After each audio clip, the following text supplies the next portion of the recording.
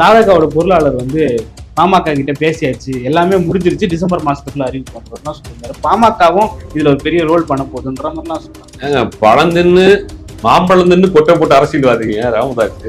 விஜயெல்லாம் அவருக்கு ஒரு அரசியல்வாதியா? அதிமுக அன்னைக்கு நடந்த கூத்தலாம் அவர்களை சொல்லி தப்பு கிடையாது. அவர்கள் சினிமாவில் பார்த்து விசில் அடித்து கொண்டாடி வந்த கூட்டம். அவர்கள் அப்படித்தான் இருப்பாங்க. அவர் இன்னமும் அவர்கள் வந்து விஜயை வந்து நடிகர் விஜயா தான் பாக்குறாங்க, தலைவர் விஜயாவே பார்க்கலையே. தமிழ்நாட்டு சம்பந்தமா கொண்டு வரக்கூடிய திட்டங்கள் எத்தனை நிகழ்ச்சியில போராட்ட ஆர்ப்பாட்டம் பண்ணிருக்கீங்க?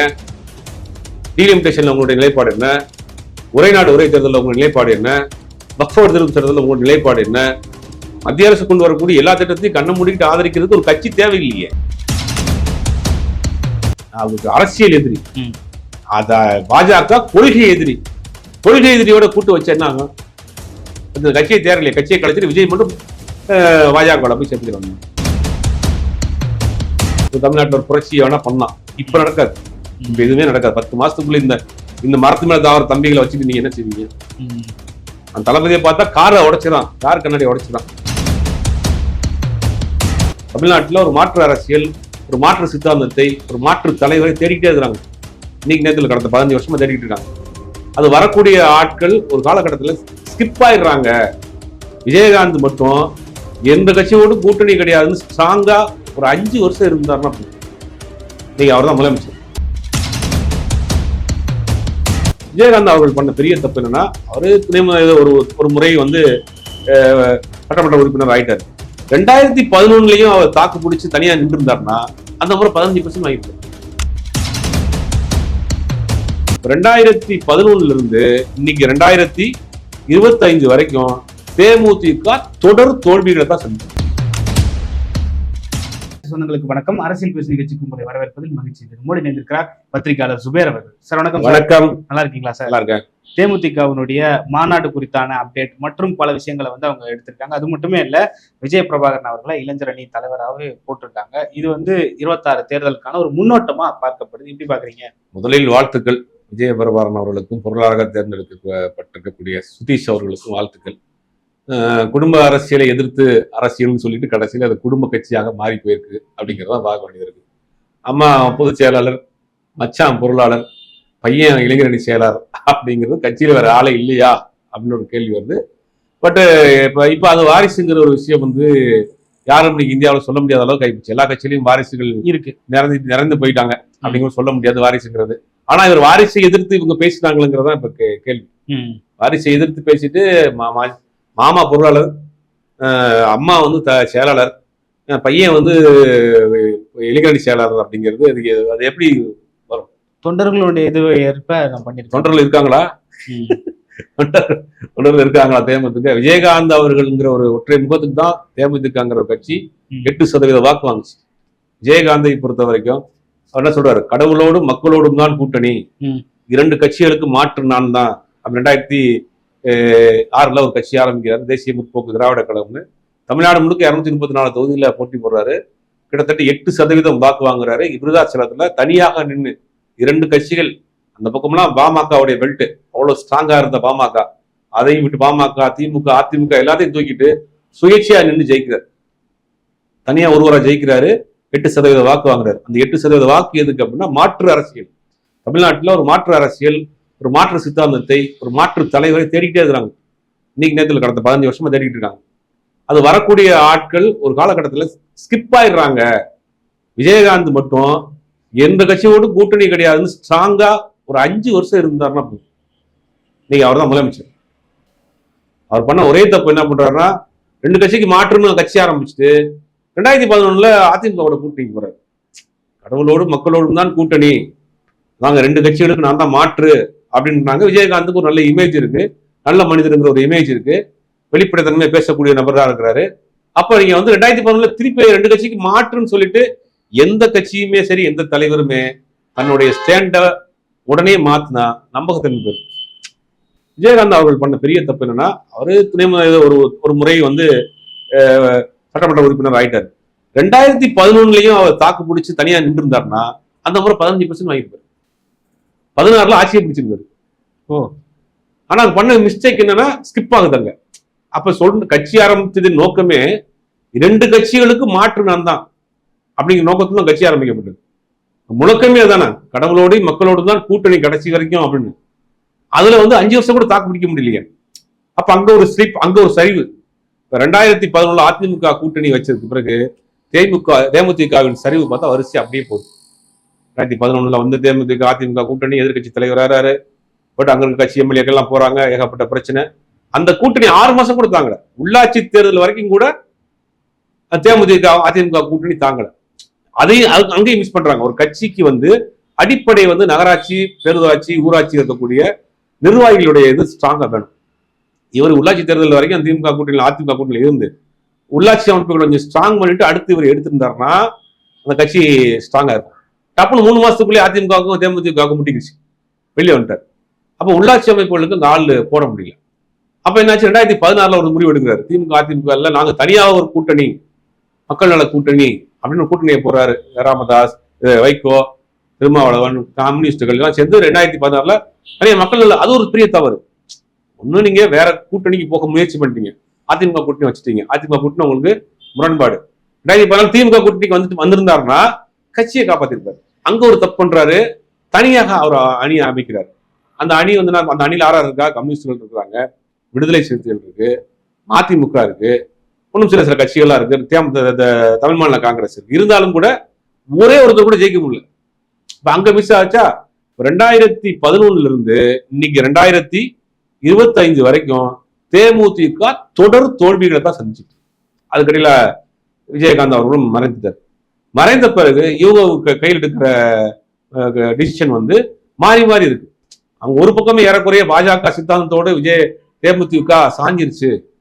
விஜயகாந்துக்கு ஒரு முத்திரை இல்லாமல் இருந்துச்சு. அவர் எந்த அரசியல் முத்திரையோ, சாதி முத்திரையோ, ஒரு மத முத்திரையோ விஜயகாந்த் கிடையாது இல்ல. ஆனா இவங்க முழுக்க முழுக்க அந்த வலதுசாரி முத்திரை விழுந்துருச்சு உங்களுக்கு. இவங்க பெரும்பாலும் அதை சார்ந்து தான் இருக்கிறாங்க, முழுவதும் அதை சார்ந்து. அப்ப அந்த திட்டங்கள் எல்லாம் ஆதரிக்கிறாங்க, எல்லாத்தையும் ஆதரிக்கிறாங்க. அப்படிங்கும் போது அதுக்கு ஒரு தனி இயக்கம் தேவையில்லையே. கட்சியை கழிச்சு பாஜக சேர்ந்து போயிடலாமே. எல்லா திட்டங்களையும் பாஜக கொண்டு வரக்கூடிய எல்லா திட்டங்களையும் கடந்த 10 வருஷமா ஆதரிக்கிறீங்க. கடந்த 6 வருஷமா விஜயகாந்த் அவர்கள் உடல்நிலை செல்லாம இருக்கும் கட்சி நீங்க தான் நடத்தி கொண்டு போறீங்கன்னு எல்லாருக்குமே தெரியும். அப்ப பாஜக கொண்டு வரக்கூடிய எல்லா திட்டத்தையும் கண்ண மூடிட்டு தமிழ்நாட்டுடைய திட்டங்களை எல்லாம் ஆதரிக்கிறீங்க. தமிழ்நாட்டு சம்பந்தமா கொண்டு வரக்கூடிய திட்டங்களை எத்தனை நிகழ்ச்சியில போராட்ட ஆர்ப்பாட்டம் பண்ணிருக்கீங்க?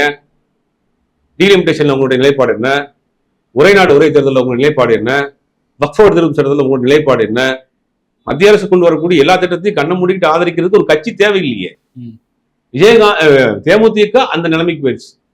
இப்ப இன்னொரு கட்டமா இன்னைக்கு எனக்கு ஒரு போஸ்டிங், அம்மா எனக்கு ஒரு போஸ்டிங், மாமா எனக்கு ஒரு போஸ்டிங், பெரியப்பா எனக்கு ஒரு போஸ்டிங், சொத்து பார்ட்டிஷன். அது விஜயகாந்த் தேமுதிக உடச்சு எத்தனை தொண்டர்கள் இருக்கானே, யாரும் ஒருத்தர் இளைஞரணி செயலர் வரக்கூடாதா?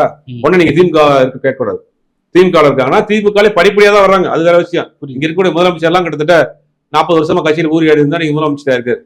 அது விமர்சனம் பண்ணா அந்த மாற்று தானே நீங்க அந்த திமுக விமர்சனம் வைங்க. அது வாரிசு கட்சி என்ன வேணாலும் சொல்லுங்க. நீங்க மாற்றுன்னு நீங்க அதே குட்டையில நீங்க விழுந்தீங்கன்னா புரியுது. அப்ப தேமுதிகவின் நிலைப்பாடு நீங்க இப்படிதான் இருக்கு. மக்களுடைய செல்வாக்கு இழந்துருச்சு, தொண்டர்களுடைய நம்பிக்கையை இழந்துருச்சு, இவர்கள் சித்தாந்தம் மாறி போச்சு. மெயின் அதான் விஜயகாந்த் கட்சி ஆரம்பிச்சது நோக்கமே நீங்க மாறி போச்சு. மத்திய அரசு கொண்டு வரக்கூடிய எல்லா திட்டத்தையும் ஆதரித்துக்கிட்டு மத்திய அரசுக்கு ஜாலரா போட்டுக்கிட்டு இருக்கக்கூடிய ஒரு இயக்கமா மாறி நிக்குது. புரியுது சார். சார், இந்த கூட்டணி விவகாரம் டிசம்பருக்கு தான் ஒரு முடிவுக்கு வரும் அப்படின்னு சொல்லிட்டு எல்லாரும் பேசுறாங்க. 3ஆ 4ஆ அந்த அணி மட்டும் இருக்கு? 3 அணியா இருக்குமா இல்ல 4 அணியா இருக்குமா அப்படின்ற எத்தனை அணி வந்தாலும் சரி தமிழ்நாடு திமுக தலைமையிலான கூட்டணி தான் ஸ்ட்ராங்கா இருக்கு. மீதி அணி எல்லாம் லிஸ்டே கிடையாது. அதிமுக பாஜக தலைமையிலான ஒரு கூட்டணி, திமுக தலைமையிலான ஒரு கூட்டணி, மற்ற கட்சிகள் தனித்தனியான நிற்பாங்க, அவங்க வாக்குகளை அது அணியாக ஃபார்ம் ஆக முடியாது. நாம் தமிழர் தனியா நிக்கிறது, அது அணி கிடையாது, தனித்து அது ஒரு இயக்கம். அடுத்த சேர்றதெல்லாம் அணியா, நீங்க 3வது அணியா கன்சிடர் பண்ண யார் சேர்ப்பீங்க? விஜயகாந்த், தேமுதிக, பாமக எல்லாம் சேர்ந்தா அவங்க 3வது அணியா சேர்றதுக்கு வாய்ப்பே இல்லை முதல்ல. அப்படிங்கிறது 3வது அணிங்கிறதுலாம் கிடையாது. ஒரு இயக்கமா இருக்கும், தனி அணியா இருக்கும், 3வது அணியா இருக்காது. அப்ப அந்த 3வது அணி ஃபார்ம் ஆகிறதுக்கான வாய்ப்பு இல்ல. அந்த ஆப்ஷனே இல்லையே தமிழ்நாட்டில், அந்த ஆப்ஷன் இல்ல. அதாவது ஒரு வலுவான அமைப்பு தான் 3வது அணி. விஜய் வலுவான அமைப்பு தானே சார்? விஜய் வலுவான அமைப்பா இல்லையாங்கிறது தேர்தலுக்கு முடிஞ்ச பிறகு தெரியும். 26ல திருப்பி வர்றாரா, நடிக்க வர்றாரா, நேற்று நடந்த இந்த மாநாடு பூத் கமிட்டி தான் பார்த்து தெரிஞ்சிருக்கோம் அவருக்கு. அவருடைய செல்வாக்குன்னா இவர்களை வச்சுட்டு 10 மாசத்துல குழந்தை கூட பெற்றுக்கிற முடியாது, எப்படி ஆட்சி அமைக்க முடியும்? பாத்தீங்களா அன்னைக்கு நடந்த கூத்தலாம்? அவர்களை சொல்லி தப்பு கிடையாது. அவர்கள் சினிமாவில் பார்த்து விசில் அடித்து கொண்டாடி வந்த கூட்டம். அவர்கள் அப்படித்தான் இருப்பாங்க. அவர் இன்னமும் அவர்கள் விஜயை நடிகர் விஜயா தான் பாக்குறாங்க, தலைவர் விஜயாவே பார்க்கலையே. இப்ப அவர்களை சொல்லி தப்பு கிடையாது. நீங்க அரசியல் என்ன படித்திருக்கீங்க? எத்தனை புத்தகங்களுக்கு ரெஃபர் பண்ணிருக்கீங்க? எத்தனை அரசியல் கருத்துக்களை பேசியிருக்கீங்க? எத்தனை சித்தாந்தத்தை சொல்லியிருக்கீங்க? சார், இது வரைக்கும் தமிழ்நாடு அரசியல் பூத் கமிட்டிக்குலாம் இந்த கட்சியும் மாநாடு போட்டு நான் பார்த்ததில்ல. இவங்க பூத் கமிட்டி வரைக்கும் உள்ள போறாங்க. பூத் கமிட்டி வரைக்கும் உள்ள போறாங்க. ஓட்டு போறதுக்கு எல்லாத்துக்கும் உரிமை இருக்கா? பூத் கமிட்டிக்கு உள்ள போறாங்க, ஓட்டு போறதுக்கு உரிமை இல்லையா எல்லாருக்கும்? 15 வயசு 16 வயசு பசங்க 7500 பேர் அது கொங்கு பட்டில் இருக்கக்கூடிய பூத் கமிட்டி மெம்பர்ஸ். இந்த 7500 பேர் சேர்க்க முடியல. அதுலேயே பல பேர் ஓட்டு இல்லாத 16 வயசு 15 வயசு +1 +2 ஸ்கூல் லீவ்ல இருக்க பசங்களை கொண்டு உட்கார வச்சிருக்கீங்க. அவங்க என்னன்னே தெரியல. அவங்க தளபதியை பார்த்தா போதும், ஒரு ரீல்ஸ் எடுத்தா போதும் தான் வந்திருக்காங்க. நீங்க அதை கொண்டு வச்சுக்கிட்டு இந்த பூத் கமிட்டியை பார்த்தீர்களா? நடந்தது எல்லாருக்குமே தெரியும். பெட்ட வெளிச்சம் எல்லாரும் பார்த்துட்டு இருக்காங்க என்ன கூத்து நடந்துச்சு அப்படின்னு. இது இல்லைன்னா ஒன்றும் இவர்களே பின்காலத்தில் இவர்களை அரசியல்படுத்தி பக்குவப்படுத்தி இவர்கள் போராட்ட வீரர்களாக இவர்களை மாற்றி தமிழ்நாட்டில் ஒரு புரட்சியை வேணா பண்ணலாம். இப்ப நடக்காது, இப்ப எதுவுமே நடக்காது. 10 மாசத்துக்குள்ள இந்த மரத்து மேல தாவர தம்பிகளை வச்சுட்டு நீங்க என்ன செய்வீங்க? அந்த தளபதியை பார்த்தா காரை உடைச்சிடான், கார் கண்ணாடி உடைச்சிடான். அப்படிங்கும்போது அவங்கள வச்சு நீங்க எப்படி அரசியல் பண்ணுவீங்க? சார், ஆனா திமுகவுக்கு இந்த ஆன்டி இன்கம்பன்சி நிறையவே இருக்குன்னு பலரும் சொல்றாங்க. அதை தாவேக்கா தரப்புக்கு போகும்னு சொல்லிட்டு இன்னைக்கு உளவுத்துறையில இருந்து ஒரு ரிப்போர்ட்லாம் வந்துருக்கு. உளவுத்துறை யாரு? அவ்வளவு லீக்காவா இருக்கு உளவுத்துறை? தாவேக்கா தம்பிகள் யாராவது உளவுத்துறை சீக்கிரட் தாங்க. உளவுத்துறை வைக்கிற விஷயத்தை இவ்வளவு சீக்கிரட்டா நம்ம பேசிக்கிறோம்னா அது உளவுத்துறையே கிடையாது. அது புரியுது. தாவேக்கா தம்பிகள் ஏதாவது இன்ஸ்டால தான் போட்டிருப்பாங்க வீடியோ. உளவுத்துறை ரிப்போர்ட் வந்திருக்கு பாத்தீங்களா, தாவேக்கா தான் அடுத்து ஆட்சி வைக்க போகுது. தாவேக்கா திமுகவுக்கு எதிரான வாக்குகள்லாம் அவங்கதான். எல்லா கட்சிகளுக்குமே ஒரு 5 வருஷத்துக்கு ஒருக்கா ஒரு குறைபாடுகள் இருக்கும், ஒரு ஆன்டி கம்பன்சி இருக்கும். திமுகவுக்கும் இருக்கு, இல்லைங்கிறது கிடையாது. பட் அதை கேரி பண்ணக்கூடிய வலுவான அமைப்புகள் இல்லை. ஒருவேளை அதிமுக தாவேக்கா போன்ற கட்சிகளோட ஒரு ஃபார்ம் இருந்தாங்கன்னா ஒரு வலுவான டஃப் கொடுத்துருப்பாங்க, ஏன் ஜெயிக்கிறது கூட வாய்ப்பு. ஆனா இந்த கூட்டணி அதை யாரும் கேரி பண்ணல. இந்த அதிருப்தியை கேரி பண்றதுக்கு ஒரு ஸ்ட்ராங்கான அலைன்ஸ் இல்லையேங்கிறதா இப்போ ஒரு யதார்த்தம். திமுக மீது ஏகப்பட்ட குற்றச்சாட்டு. ரோடு சரியில்லை, கவுன்சிலருடைய கட்ட பஞ்சாயத்து, ஒவ்வொரு மாவட்டத்துக்கு அமைச்சர் ஒரு மன்னர் மாதிரி செயல்படுறாங்க, அமைச்சர் மேல உள்ள குற்றச்சாட்டு இருக்கு, எல்லாமே இருக்கு. ஆப்ஷன் சார், அதுக்காக தான் நயனானந்தன் அமித்ஷா போய் பார்த்து தாவேக்காவை எப்படியாவது உள்ள சேர்த்துடலாம் அப்படின்னு சொல்லிட்டு கேட்டிருக்காருன்னு சொல்றாங்க. அப்படி வந்தா அந்த கட்சி அதோட காலின்னு அர்த்தம். ஏன்னா அவங்க கட்சி ஆரம்பிச்ச நோக்கம் என்னது? திமுக எங்களுடைய எதிரி, அவருக்கு அரசியல் எதிரி. அத பாஜக கொள்கை எதிரி. கொள்கை எதிரியோட கூட்டு வச்சு என்ன ஆகும்? அந்த கட்சியை தேரலையே, கட்சியை கழிச்சிட்டு விஜய் மட்டும் பாஜக போய் சேர்த்துக்கிறாங்க. அதான் அப்படி பண்ணா. அப்படி ஒருவேளை தாவேக்கா உள்ள கொண்டு வரக்கும் ஆசைப்படுறாங்க, ஏதாவது ஒரு ரைடு கிட்ட வீட்டுக்குள்ள கொண்டு வந்துட்டாங்க அப்படின்னா விஜய் கட்சியை கழிச்சு விட்டு நேரடியாக அவரே போய் அமித்ஷா கையில ஒரு அட்டையை வாங்கி ஒரு போட்டோ எடுத்து தமிழ்நாட்டில் ஏதாவது தேர்தல் நின்றுக்கலாம். பாஜக வேட்பாளராக அவர் நிற்கலாம்.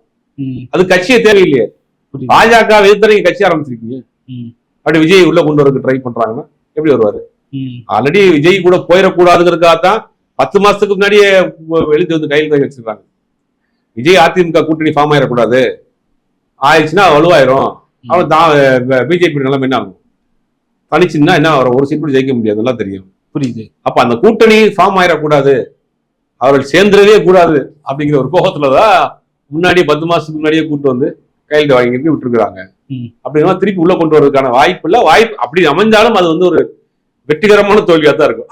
விஜயோட யாராவது கட்சிகள் வர்றதுக்கான வாய்ப்பு இருக்கு நினைக்கிறீங்களா? விஜய் நம்பி யார் கூட்டணிக்கு போவா? தமிழ்நாட்டுல எந்த கட்சி கூட்டணிக்கு போவோம்? ஒன்னும் அவங்களுடைய ஸ்ட்ராங்கே தெரியல. திருமாவளவன் சொல்றாரு, எனக்கு ஒரு நிமிஷம் ஆகாது திமுக கூட்டணி வெளியே வர. ஆனா என்ன சொல்லியிருக்காரு, எங்களுக்கு அப்படி ஒரு வாய்ப்பு வந்துச்சு, அந்த கதவை நாங்கள் மூடி விட்டோம். தமிழ்நாட்டில் மதவாத சக்திகள் காலி விட்டு விடாமல் இருப்பதற்கு வலுவான கூட்டணி இருப்பது அவசியம், அது எங்களுக்கு தெரியும். அதனால திமுக கூட்டணி இருக்கும். திமுக கூட்டணி நிறைய முரண்பாடுகள் இருக்கு. ஆனா கொள்கை ரீதியாக வலுவா இருக்கிறோம், நாங்க ஒரு பெரிய அமைப்பா இருக்கிறோம். அப்ப பாஜக எதிர்த்து வலுவான ஒரு அமைப்பு தேவைப்படுது எங்களுக்கு அப்படிங்கிறது ரொம்ப கிளாரிட்டியா சொல்லிட்டாரு. திமுக விஜய் கூட எப்படி போவாரு? விஜய் எங்கள்கிட்ட பேசினாரு, பேச்சுவார்த்தைக்கு வந்தாரு, எங்களை கூப்பிட்டாரு, என்னை சிக்க வைக்கிறதுக்கு பார்த்தாரு. ஆனந்தவுடன் அந்த புத்தக வெளியீட்டு விழாக்கு என்ன கூப்பிட்டாரு. அங்க போய் தான் எனக்கு அரசியல் களம் மாறி இருக்கும், எல்லாம் எனக்கு தெரியும், இது தெரிஞ்சுதான் நான் வேணான்றத ரொம்ப தெளிவா சொல்லிட்டாரு. அப்படின்னு விஜய் கூட கூட்டணி சேர்றதுக்கு யார் போறாங்கன்னு தெரியல. தமிழ்நாட்டுல எந்த கட்சியும் இல்லை. ஒருவேளை வேற ஆந்திராவில் தெலுங்குல கேரளாவில இருந்து ஏதாவது கட்சி கூட அலைன்ஸ் வைப்பாங்களா என்னங்கிறது தெரியல. இவரு வேற யாரோட போறேன் விஜய்ன்றது இன்னைக்கு தமிழ்நாட்டு அரசியல் அதாவது புதுசுன்றதுனால ஒரு பெரிய டிமாண்ட் ஒண்ணு கிரியேட் ஆயிருக்கும் அப்படின்ற ஒரு இல்ல டிமாண்டுங்கிறத தாண்டி நம்ம வந்து ஒரு நடிகர் இப்ப எல்லாமே கட்சியில ஒரு நடிகர்கள் வச்சிருப்பாங்க, பிரச்சாரத்துக்கு கூட்டச்சேட்டு இருக்கா. ஒரு தலைவர் வர்றாருன்னா கொஞ்ச நேரத்துக்கு முன்னாடி இந்த குள்ளமணி போண்டாமணி இவங்க எல்லாம் வந்து மேடையில பேசிட்டு இருப்பாங்க, கூட்டம் சேர் நடிகர் வந்திருக்காரு கிராமங்கள்ல கூட்டம் சேர். அந்த மாதிரி விஜய்க்கு ஒரு அவங்களை கட்ட கொஞ்சம் பெரிய நடிகர், அதை பாக்குறதுக்கு ஒரு கூட்டம் வரும். நீங்க போண்டாமணியும் விஜய் கால் கட்டி போகணும் ஈக்குவல் பண்ணி பேசிடக்கூடாது, அதுக்காக சொல்லணும். சரி, போண்டாமணிக்கு ஒரு கூட்டம் சேர்ற மாதிரி விஜய்க்கும் ஒரு கூட்டம் சேருது. போண்டாமணிங்கிற ஒரு நடிகர், விஜயும் ஒரு நடிகர், ப்ராப்ளம் இருக்கு. அந்த ப்ராப்ளம் இருக்கு, சினிமா ப்ராப்ளம் இருக்குங்க. நீங்களும் நானும் மீடியாக்காரர் தான், ரோட்ல போயிட்டு இருக்கீங்க, ஏதாவது ரோட்ல கேமரா தான் திரும்பி பார்க்க மாட்டோமா? அது கிராமம். நீங்க 1000 முறை ஃபிளைட்ல போனாலும் சரி, ஏர்போர்ட் தெரிஞ்சு கிராஸ் பண்ணி போற மேல பார்ப்போம். அது வந்து பேசிக். அது விஜய்ங்கிற ஒரு நடிகர், ஒரு பெரிய நடிகர், உச்ச நட்சத்திர நடிகர். அவர் போய் நிக்கிறப்ப அவருக்கு ரசிக்கக்கூடிய கூட்டம் வறுமை வரத்தானே செய்யும். அது எப்படி ஓட்டா மாறும்? அதெல்லாம் அந்த பாப்புலாரிட்டியை மட்டுமா வச்சுக்கிட்டு நீங்க எப்படி ஒரு அரசியல் அந்த பாப்புலாரிட்டி வேற ஏதாவது ஒரு கட்சிக்கு பயன்படுமா, இல்ல அவருக்கே அது பயன்படும்? அதிமுக விஜய் கூட்டணி அமைத்திருந்தால் அது பயன்பட்டு இருக்கும். இப்போ வேற யாருக்கும் ஆப்ஷனே இல்லை, வேற ஆப்ஷனே இல்லையே. ஏன்னா அதிமுக ஒரு ஸ்ட்ராங்கான கட்சி. டிசம்பர் மாசம் நாங்க முடிவு பண்ணுவோம், நாங்க சொல்லுவோம் சொல்லிட்டு ஆதவர்ஜன் சொல்லியிருக்காரு. சரி, இவங்க முடிவு பண்ணுவாங்க, யாரு கூட அவங்க எதிர்த்தரப்பு முடிவு பண்ணும்ல. இப்ப அதிமுக விஜய் காம்பினேஷன்ல போட்டிருந்தாங்கன்னா, கூட்டணி அலைன்ஸ் அமைச்சிருந்தாங்கன்னா, இவர்கள் புதிய ஆட்கள், அதிமுக ஆல்ரெடி வேலை செஞ்ச அனுபவம் உள்ள ஆட்கள், 2 பேரும் சேர்ந்த போய் அவங்களை கரெக்டா அவங்க கேரி பண்ணி கொண்டு போயிருப்பாங்க. அது ஒரு ஸ்ட்ராங்கான புத்திசாலித்தனமான கூட்டணியா இருந்திருக்கும். அந்த கூட்டணி அமைக்க முடியல, விட்டீங்கல்ல. இப்ப எங்க போவீங்க? அடுத்த ஆப்ஷன் இருக்கு, பாமக பேசிட்டு இருக்கு. பாமகக்குள்ளேயே 2 சண்டையா இருக்கு, 2 குழுவா இருக்கு. நீங்க எந்த பாமக பேசுவீங்க? ராமதாஸ் கூட பேசுவீங்க, அன்புமணி ராமதாஸ் கூட பேசுவீங்களா? வேற ஆப்ஷனே இல்லையே. வேற அந்த திமுக கூட்டணி யாரும் வரமாட்டாங்க. அதிமுக அந்த பக்கம் போயிருச்சு. தேமுதிக எப்படி இந்த பாஜக கூட்டணி தான் இருக்கும். அப்படிங்கும் போது யாரோட கூட்டணி? பாமக 2 பாமகவா இருக்கு, வேற யாரோட கூட்டணி வைப்பீங்க? இல்ல கேரளா காங்கிரஸ், இல்லாட்டி தெலுங்கானா ராஷ்டிரிய சமிதி, பிஆர்எஸ், அந்த மாதிரி ஏதாவது வேற மாநிலத்தோட கட்சியில கூட்டணி வைக்கலாம். இல்லாட்டி நம்ம இவர் சொல்லியிருந்தாரு, அவங்க நம்ம பிரசாந்த் கிஷோர், அவர் கட்சியும் அவர் கூட்டணி வச்சு நாங்க 2 பேரும் அரசியல் பிடிக்க போறோம், ஆட்சியை பிடிக்க போறோம். அவர் ஒரு கட்சி வச்சிருக்காரு, சன் சுவராஜா, ஆமா, அது கட்சி வச்சிருக்காரு. அந்த கட்சியும் தாவேகா கூட்டணி, அந்த கூட்டணி தான் இப்போதைக்கு உறுதியா இருக்கு. சார், தாவேகாவோட பொருளாளர் வந்து பாமக கிட்ட பேசியாச்சு, எல்லாமே முடிஞ்சிருச்சு, டிசம்பர் மாசத்துக்குள்ள அறிவிப்பு வந்துடும் சொல்லியிருந்தாரு. பாமகவும் இதுல ஒரு பெரிய ரோல் பண்ண போகுதுன்ற மாதிரிலாம் சொல்றாங்க. பழம் தின்னு மாம்பழம் தின்னு கொட்டை போட்டு அரசியல்வாதிங்க ராமதாஸ். விஜய் எல்லாம் அவருக்கு ஒரு அரசியல்வாதியா? அவர் அரசியல் கணக்கே பெரிய கணக்கு. சீட்ஸ் நிறைய வருது, என்ன போறதுக்கான சீட்ஸ் வாங்கி என்ன செய்ய? ஜெயிக்கணும்ல. சீட் நிறைய அள்ளி தான் கொடுப்பாங்க, வாங்கி என்ன செய்யறது? உஸ்பெகிஸ்தான் அந்த மாதிரி நாடுகள்ல போனீங்கன்னா நம்ம ஊர் காசு 10 ரூபா கொடுத்தாங்க, அவங்க 1 லட்சம் ரூபா கொடுப்பாங்க. அந்த ஊர் காசுல 1 லட்சம் 50,000 பணம். நம்ம ஊர்ல 1000 வாங்குறது 50,000 வாங்க. அதுக்கு என்ன வேல்யூ? ஒரு காசு குடிச்சு 50,000 ரூபா. அது மாதிரி சீட்டை வாங்கி என்ன செய்ய? ஜெயிக்கணும்ல. உங்களுக்கு பாமகவை பொறுத்த வரைக்கும் வட மாநிலத்தை தாண்டி அதுக்கு என்ன பேஸ் இருக்கு? ரியாலிட்டி பேசுவோம். அது அந்த வட மாநிலங்கள்ல ஒரு வலுவான கட்சியாக இருக்கு. குறிப்பிட்ட வாக்கு வங்கி வட மாவட்டங்கள்ல நீங்க அதை தாண்டி என்ன பண்ணுவீங்க? ராமநாதபுரத்துல இந்த கட்சிக்கு என்ன பேஸ் இருக்கு? தஞ்சாவூர்ல இந்த கட்சிக்கு என்ன பேஸ் இருக்கு? கோயம்புத்தூர்ல இந்த கட்சிக்கு என்ன பேஸ் இருக்கு? திண்டுக்கல்ல தான் ஒருத்தமா பாவம் கட்சியோட பொருளாதாரத்துல பாவமா ஒவ்வொரு முறையும் வாங்கி தோக்குறாங்க. புரியுது. அப்படிங்கும் போது அந்த கட்சியோட கூட்டணி, அந்த கட்சியே 2 கூட்டணி 2 பிளவா இருக்கு. ஒருத்தர் திமுக கூட்டணி போங்கிறாரு, ஒருத்தர் பாஜக கூட்டணி விட்டு போகவே முடியாதுங்கிற அந்த சிக்கல் இருக்கிறாரு. இப்ப நீங்க அங்க கூட எப்படி கூட்டணி வைப்பீங்க? புரியுது. தொண்டர்களே உற்சாகப்படுத்துறதுக்கு நாங்க வெயிட் பண்ணுங்க, நம்ம ஒரு கூட்டணி வலுவான கூட்டணி, தளபதி தான் அடுத்த முதலமைச்சர், கவலைப்படாதீங்க, தளபதி தான் முதலமைச்சர், நீங்க எல்லாரும் அமைச்சர், தைரியமா வேலை செய்யுங்கன்னு புஷி ஆனந்த பக்கம் உற்சாகப்படுத்திட்டே இருப்பாரு. புரியுது. அதான் நடக்கும். வேற வழியே இல்லாம சீமானோட போறதுக்கு வாய்ப்பு இல்லை. வாய்ப்பு இருந்தா அப்படி ஒரு வாய்ப்பு வர்றதுக்கு வாய்ப்பு இல்லை. ஏன்னா 2 பேருமே மாறி மாறி ஓவரா அடிச்சு விளாண்டு. அதனால நீ சோசியல் மீடியாவில் 2 பேருக்கு தான் போட்டியே, அதனால சேர்றதுக்கு வாய்ப்பு இல்லை. நாம் தமிழர் இவங்களை போட்டு அவங்க அடிக்க, அவங்கள போட்டு இவங்க அடிக்க, ட்ரோல்ஸ் மீம்ஸ்ன்னு ரொம்ப ஒரு மாதிரி தொண்டர்கள் அடிமட்ட வரைக்கும் இறங்கி அழைச்சிட்டாங்க. அதனால தலைவர்களுக்கு சமரசமாய் சேர்ந்தா கூட தொண்டர்கள் சேர்ந்து வேலை பார்க்கறதுக்கு இந்த தேர்தலில் வாய்ப்பு இல்லை. மேபி அடுத்த வரக்கூடிய தேர்தல்கள்ல 2030, 31 அந்த மாதிரியான நம்ம அப்படி பல விஷயங்களை பார்த்துட்டோம். தொண்டர்கள் தலைவர்கள் மாறி மாறி அடிச்சுக்கிட்டு இப்போ அதிமுக பாஜக கூட்டணி கூட சேர்ந்த பிறகு அது ஒரு நல்ல அலைன்ஸ் இல்ல. டைம் இல்ல, அதுதானே அதிமுக பாஜக விமர்சனமே அதானா, என்னப்பா போன வர வரைக்கும் உன்னை அவன் திட்டினா நீ அவனை திட்டின, இன்னைக்கு பார்த்தா 2 பேரும் சேர்ந்துக்கிட்டீங்க, என்னையா கூட்டுனீங்க அப்படின்ற கேட்க மாட்டாங்க. 2 பேரும் ரோட்ல அடிச்சு மல்லு கட்டிட்டு இருக்காங்க, கொஞ்ச நேரத்துல 2 பேரும் தோல்ல கையை போட்டு போனா எப்படி இருக்கும்? என்ன நினைப்பாங்க? பிலிப்ஸ் கதை தான். ஆனா பிலிப்ஸ் அப்படி 2 பேரும் சண்டை போட்டுருந்தாங்க, கொஞ்ச நேரம் அது தோல்ல கையை போட்டு போனா இங்க ரோட்ல 2 சண்டை போட்டாலும் எடுத்துக்க மாட்டாங்க. 2 கட்சி சண்டை போட்டுட்டு கொஞ்ச நேரம் கழிச்சு கையை தோல்ல போட்டு போனாங்கன்னா, இப்போ வரைக்கும் விஜய் தரப்புல இருந்து விஜய் தனிப்பட்ட முறையில சீமான் அவர்களை எந்த விமர்சனமும் பண்ண விஜய் யாரையும் விமர்சனம் பண்ணல. அவர் எங்க விமர்சனம் பண்ணிட்டாரு? விமர்சனம் பண்ணி அப்படியே அறுத்து தள்ளிட்டாரு. விமர்சனம் பண்ணி யாரையுமே தான் விமர்சனம் பண்ணலையே. ஒன்றிய அரசு நோக்கி ஒன்றிய அரசே நீங்க வந்து தமிழ்நாட்டுக்கு வந்து பாரு ஏதாவது பேசிருக்காரா? எல்லாத்தையும் மறைமுகமா இலை மறைவு காய் மறைவா காதலா இது? அரசியல்ல இறங்கி பட்டு அடிக்கணும், பேசணும், போராட்டம் பண்ணணும், ஆர்ப்பாட்டம் பண்ணணும், மக்கள்கிட்ட போய் சந்திக்கணும். அப்படியே நான் வந்து ஒன்றிய அரசை பத்தி பேச மாட்டேன், நாங்க நாகரிகமான அரசியல் பண்றோம்னா என்ன பண்ண முடியும்? நீங்க முதல்ல நீங்க கூட்டணி வச்சிருக்கணும். நாம் தமிழரோட நீங்க வரணும்னு வாய்ப்பு இருந்ததுன்னா நீங்க முதல்ல அதை பேச்சுவார்த்தை சாணாரகசாமி அதுக்கான மூவ் எல்லாம் கொஞ்சம் கொஞ்சமா பண்ணிக்கிட்டு இருக்காருங்களாமா பேசுறாங்க. இல்ல அப்படியே வச்சாலும் 2 தொண்டர்கள் ஏற்றுக்குருவாங்கிறது ஒரு சிக்கல் இருக்குல்ல. 2 தொண்டர்கள் ஏற்றுக்கொள்வாங்கிறது ஒரு சிக்கல் இருக்கு. அது ஒரு ஒவ்வாத கூட்டணியா மாறிடும். அது இந்த தேர்தலில் நடக்காது. வரக்கூடிய காலங்கள்ல அடுத்தடுத்த வரக்கூடிய தேர்தல்கள்ல சேர்ந்து பயணப்படுறதுக்கு வாய்ப்பு இருக்கு. ஏன்னா கண்டிப்பாக 26க்கு பிறகு 70 படத்தோட பூஜை நடந்துடும் நினைக்கிறேன். இந்த தேர்தலோட நடிக்க போயிருவாருன்னு நினைக்கிறேன். அதான் நடக்க போகுது. ஏன்னா இந்த தம்பியை வச்சுக்கிட்டு நண்பிகளை வச்சுக்கிட்டு ஆட்டின் விடலாம் வரலாம், ஆட்சியை பிடிக்க முடியாது. இந்த தம்பிகளை வச்சுக்கிட்டு ஸ்டேஜ்ல உட்காந்து ஆட்டின் விடலாம், ஆட்சியெல்லாம் பிடிக்க முடியாது. பெரிய பெரிய லாங். அந்த முறை எடுத்துங்க, கிட்டத்தட்ட ஒரு 15 வருஷமா போராடிக்கிட்டு இருக்காங்க, களத்துல போராடிட்டு இருக்காங்க, வழக்கு வாங்கிட்டு இருக்காங்க, சிறைச்சாலைக்கு போறாங்க, பத்திரிகை சந்திக்கிறாங்க, போராட்டம் ஆர்ப்பாட்டம் அவ்வளவு பேசுறாங்க, அத்தனை பேச்சாளர் இருக்கிறாங்க, ஒரு ஊருக்கு போறாங்க, இவ்வளவு இருக்கு. இங்க என்ன இருக்கு இங்க? இப்ப இந்த லட்சத்துல 10 மாசத்துல எப்படி ஆட்சி பிடிப்பீங்க? எம்ஜிஆரா? எம்ஜிஆர்னா முதல் நாள் வரைக்கும் ஜனநாயகம் படம் சுட்டி நடிச்சு அடுத்த நாள் காலையில ஆட்சி பிடிச்சாரா? எம்ஜிஆருக்கு திமுக பொருளாளர் இருந்தாரு, சட்டமன்ற உறுப்பினர் இருந்தாரு, அண்ணா கூட பயணம் பண்ணாரு, அதுக்கு முன்னாடி பெரியார் கூட பயணம் பண்றாரு. எம்ஜிஆர் மன்றம் 10 வருஷம் திமுகவுக்கு வேலை செஞ்சு திமுக ஆட்சிக்கு வரதுக்கு எம்ஜிஆர் மன்றம் முக்கியமான காரணம். எம்ஜிஆரோட விஜய் ஒப்பிட முடியாதுன்னு நினைக்கிறேன் சார். அந்த சில அரசியல் மேதாவிகள் மூத்த பத்திரிகையாளர்லாம் பேசிட்டு இருக்காங்க, எம்ஜிஆர் இவர் ஒண்ணுதான் அப்படி பேனாவெல்லாம் அப்படி கையில வச்சுக்கிட்டு எம்ஜிஆர் நடந்த ஒரு மாற்றம், 67 நடந்த மாற்றம், 70 நடந்த மாற்றம், என்ன மாற்றம் சொல்லுது அப்படின்னு சொல்ல தெரியாது. புரியுது சார். மாநாட்டுல விஜய் பேசுனதுக்கும் இப்போ பேசுறதுக்கும் அந்த வேறுபாடுகள் ஒரு பக்குவப்பட்டிருக்காரு. ஏன்னா எங்க பார்த்தா அப்படின்னா மேன்ல போறாரு, படான ஒருத்தர் வந்து மேல வந்து குதிச்சுட்டு பயப்படல இல்ல, அப்பயே வந்து ஒரு அரசியல்வாதி ஆயிட்டார்னு நினைச்சேன். அப்பயே நினைச்சேன், அதாவது பரவாயில்ல சமாளிக்கிறாப்ல, அரசியல் முதிர்ச்சி வந்துருச்சு, யாரா இருந்தாலும் வந்து பயந்துருவாங்க, ஒரு செருக்கு ஆயிடுவாங்க. வேன்ல அப்படி கும்பிட்டு போறாரு, படான ஒருத்தர் மரத்துல இருந்து குதிச்சு வந்து விழுந்தோம்னா எப்படி இருக்கும்? பரவாயில்ல, அதை வந்து சமாளிச்சிட்டாப்ல, அப்படின்னு சமாளிக்கிறார். ட்ரெயின் அப் ஆயிட்டாரு விஜய், அரசியலுக்கு மோல்ட் ஆகிட்டு வர்றாரு. இன்னொருத்த கார் கதை பிடிச்சி இழுக்கிறாங்க, அவர் தள்ளிவிட்டு கார் கதை அடிச்சுட்டு கில்லி மாதிரி பறந்து போறாப்ல. அப்ப நினைச்சேன், ரைட்டு ட்ரெயின் ஆயிடுச்சு, சமாளிக்கிறாரு அப்படின்றது தெரியுது. அப்ப அரசியல்வாதியா ஆயிட்டாரு, இந்த குவாலிபிகேஷன் எல்லாம் வந்துருச்சுல, பக்குவப்பட்டிருக்காருன்னு நான் பாக்குறேன். புரியுது சார். நடப்பு கால அரசியல் குறித்து வார்த்தைக்கு நன்றி. மற்றும் ஒரு சந்திப்போம். நன்றி சார்.